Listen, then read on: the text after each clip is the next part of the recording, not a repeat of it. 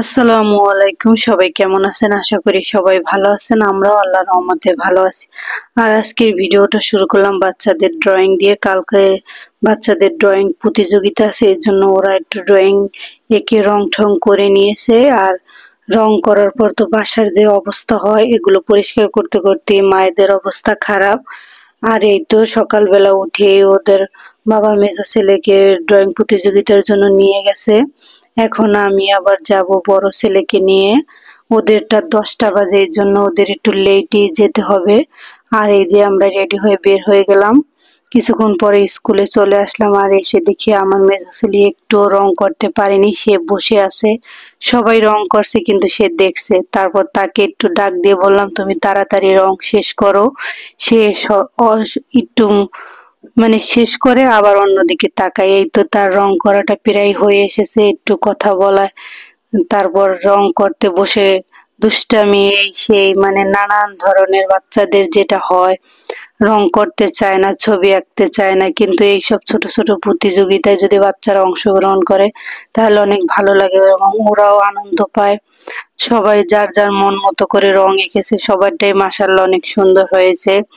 হারা জেতা তো সবকিছু অন্য ব্যাপার, কিন্তু ওরা যে প্রতিযোগিতায় অংশ করেছে এটাই অনেক কিছু। আর এখানে ওদের ম্যাডাম এসে বলছিল যে সবাই সুন্দর করে রং করো, তোমাদের সবার জন্য পুরস্কার আছে। আমার মেজো ছেলে পুরস্কার পেয়ে গেছে। আর এখন আমার বড় ছেলে ড্রয়িং প্রতিযোগিতায় যে অংশ নিয়েছে, ওরও আঁকা প্রায় শেষ।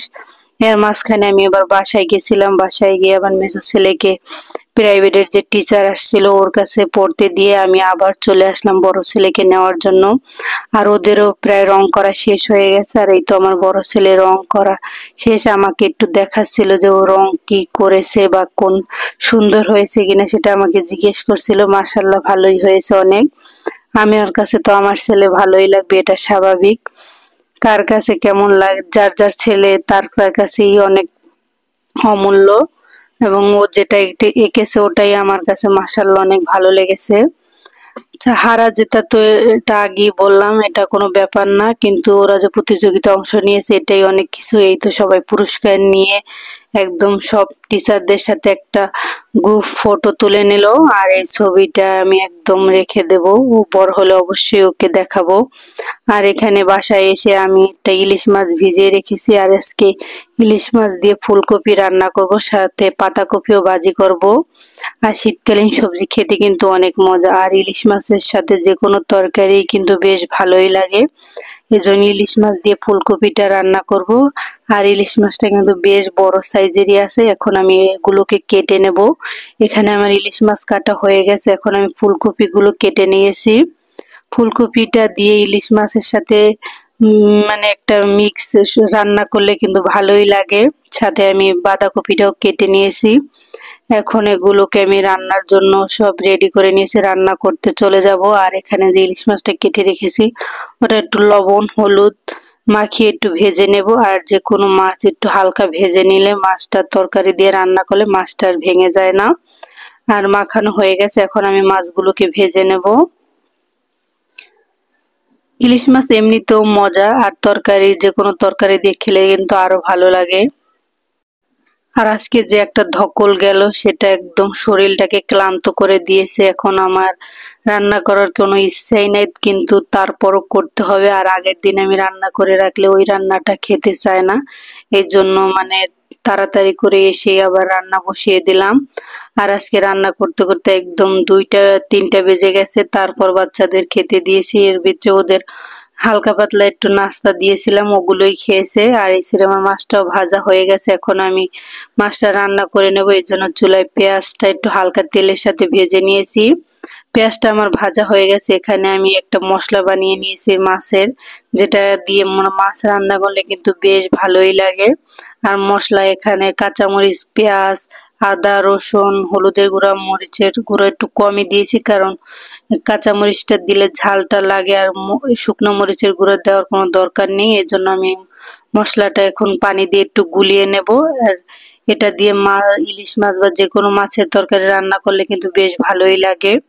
আমার মশলাটা রেডি হয়ে গেছে, এখন আমার পেঁয়াজটাও ভাজা হয়ে গেছে, এখন আমি পেঁয়াজের ভিতরে মশলাটা দিয়ে দেব।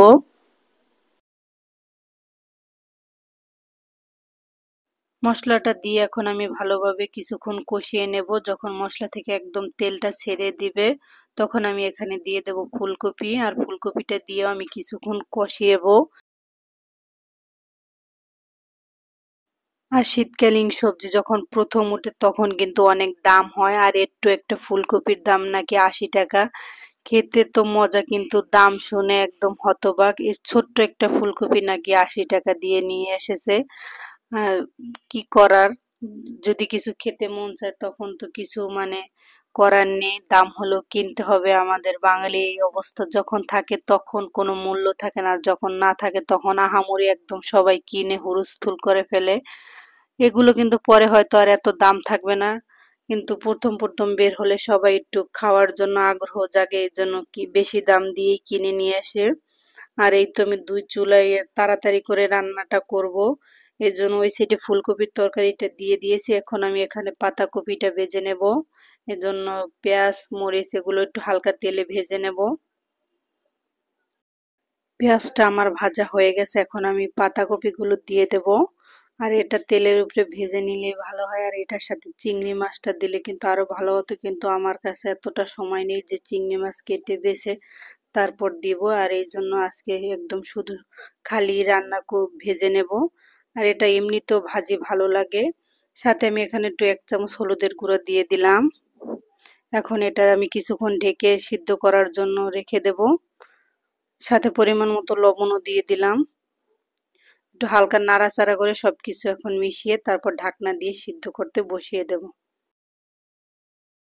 আর এইদিকে আমার ফুলকপির যে তরকারিটা ওটাও বলক চলে এসেছে, এখন আমি ভেজে রাখা ইলিশ মাছগুলো দিয়ে দেব। যাতে মাছটা ভেঙে না যায় এজন্য আগে আমি বলকটা তুলে তারপর মাছগুলো দিয়ে দিয়েছি, তাহলে আর মাছটা ভেঙে যাবে না, একদম আস্ত থাকবে। আর সবজিটা একদম যেরকম চেয়েছিলাম ওরকম ভাবেই আজকে রান্নাটা হয়েছে। খেতে কিন্তু দারুণ হয়েছে আজকের রান্নাটা। তাড়াহুড়োয় যে এত সুন্দর রান্না হবে ভাবতেই পারিনি। এই তো উঠানোর আগে সামান্য একটু ভাজা জিরার গুঁড়ো দিয়ে দিলাম। সবাই ভালো থাকবেন, সুস্থ থাকবেন, আল্লাহ হাফেজ।